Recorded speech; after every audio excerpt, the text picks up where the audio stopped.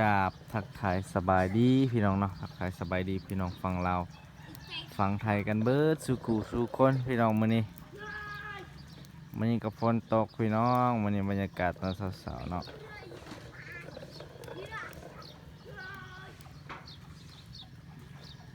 ฝนตกอีกแล้วพี่น้องมัน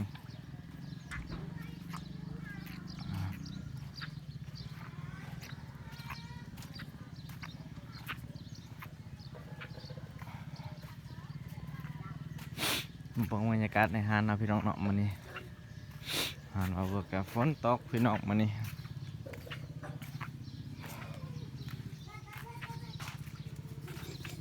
เทปูนแล้วก็บ่เปื้อนวันนี้พี่น้องอะ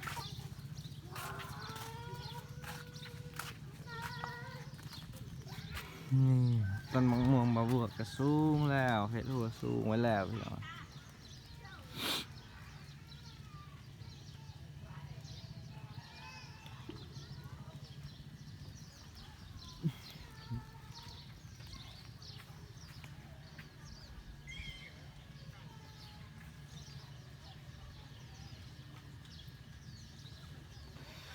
จักกะ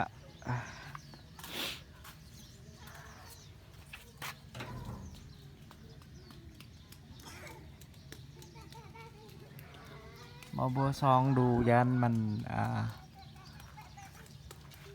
เพราะว่ายันมันรั่วเนาะยันน้ำรั่วเนาะสักกะสีมันรั่ว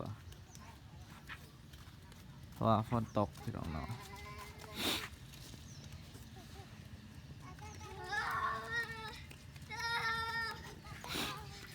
ฝนตกพี่น้องวันนี้ก็บรรยากาศดีฝนตกฝนตกนี่มีใหญ่มีฝนตกตะกี้นี่เหนียวเนาะหนักเลยพี่น้องแต่ทีนี้เนาะเวลาฝนตกนี่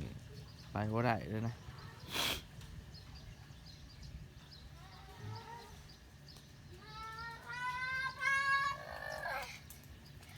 สลายไอ้นี่นะสลายขัดยำมีอ่ะ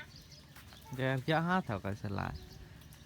ยแรกกับสลายจะได้แยกเกี่ยวสลายเปื้อนฮะ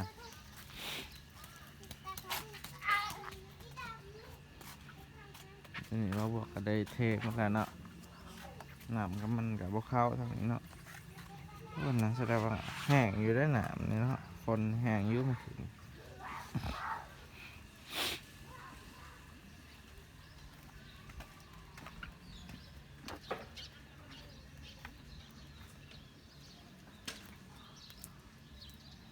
บรรยากาศตอนเช้านะพี่น้องเนาะ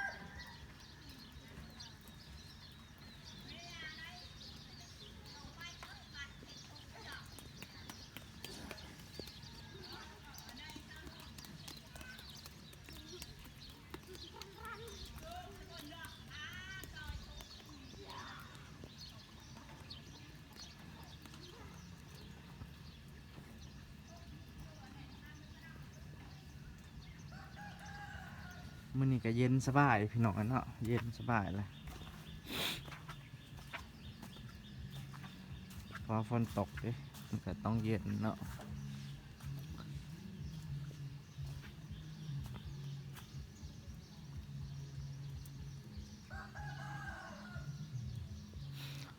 บาบัวคิดว่าถ้าบาบัวมีเงินบาบัวมีแฟนที่จะได้เกาะออกมาทางนี้เนาะพี่น้องเนาะกางบนี่ก็ก็ไม่บ่ฮอดหมื่นดอกพี่น้องเนาะงบนี่ก็4-5,000 บาทนี่คิดว่ามันน่าจะโอเคเพราะว่าไม้นี่ก็ต้องได้ไม้ก็เส้นหนึงก็เส้นละ100นะพี่น้องเนาะไม้ตัวนี้เนาะไม้48เส้นหนึ่ง60,000เส้นละ100พี่น้องเส้นหนึ่ง50-60เนี่ยประมาณนั้นพี่น้องอันนี้ก็ได้แล้วประมาณจากเส้นนี่เนาะ1 2 3และ6ก็ประมาณอยู่4-5,000 บาทเนาะหรือว่า6,000นี่แหละแล้วก็เสาอีกเนาะบ่ฮู้ว่าสิเอาเสาตัวใดเนาะเสาปูนหรือว่าเสาดิน พอให้มันเย็นทางนี้ให้มันถมนะพี่น้องเนาะบ่เบื่อยังหาแผนที่จะเกาะอีกทางนี้เนาะพี่น้องตอนนี้ก็งบทางเฮาก็ยังบ่เพียงพอพี่น้องนะหรือว่ามีผู้ใหญ่ใจดีอยากสนับสนุนบ่บัวก็ยินดีนะพี่น้องเนาะตอนนี้บ่บัวก็ก็ค่อยเฮ็ดค่อยไปหั่นแหละพี่น้องเนาะว่าตอนนั้นก็ใส่แทงน้ำพี่น้องเนาะอันนี้ก็ยังเกาะแล้วก็ยังอยากเกาะอีกทางนี้อีกพี่น้องโอ้ยยังหลายอย่างพี่น้องในเมื่อบ่บัวเปิดห้านแล้วบ่บัวอยากเปิดห้านขายเครื่องอีกทางนี้เนาะนึงพี่น้องเกาะประมาณนี้เนาะเกาะก็คือว่าพอได้แซ่เครื่องดื่มพี่น้องใส่เครื่องดื่มเนาะให้ลูกค้านั่งทานแล้วก็ซื้อกินพี่น้องสันๆเนาะในเมื่อเราเปิดมันก็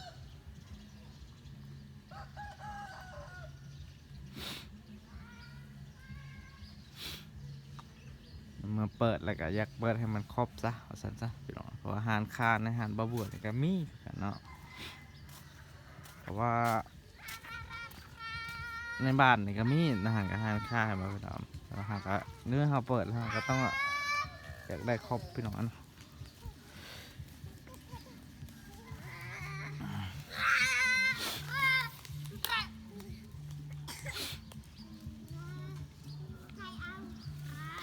อันนี้ห้านบ่บัวติดกับตลาดเลยพี่น้องกับบริไกลจากซุ้มโซนหรือว่าตลาดแล้วนะนี่พี่น้องเนาะเอาบ่บัวข้ามไปตัวนี้แม่นตลาดแล้วนะพี่น้องเห็นปะแต่บาแค่มันอยู่ห่างไปประมาณ100 กว่าเมตรพี่น้อง100 เมตรสุดๆพี่น้องบริไกลเลยพี่น้องเห็นปะนี่ก็แม่นตลาดเลยเห็นปะนี่ออกไปนี่แม่นตลาดแล้วนะแล้วก็ลักคล้ายๆพี่น้องเนาะอาหารบ่บัวนี่พิกัดก็คือเวลาบ่บัวลงโซเชียลเนี่ยบ่บัวจะเอาตัวนี้เป็นพิกัดหาเนาะพี่น้องอย่างแบบละกูละคนนะสิบ่จื้อนั่นนี่เนาะ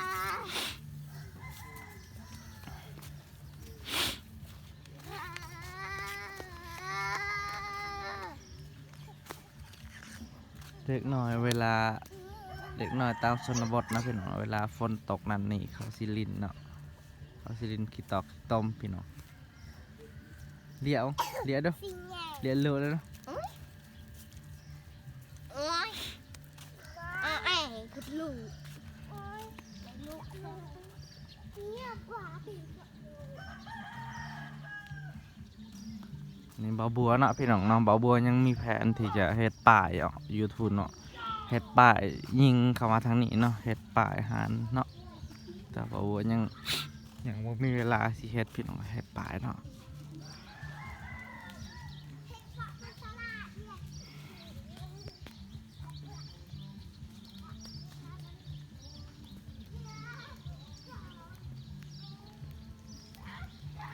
นี่เป็นซอยเขาทางหันบ่าวบัวถ้ายิง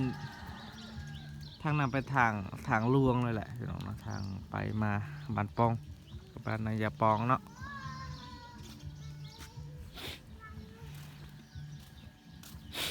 หาดหนองบัวก็สิประมาณนั้นพี่น้องมันทางนี้แล้วนะ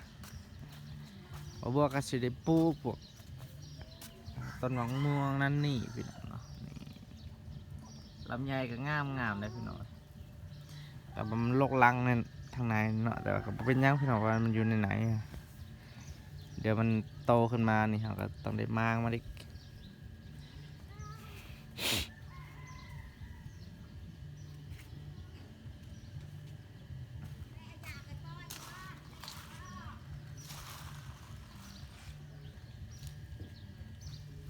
เนาะก็โอเค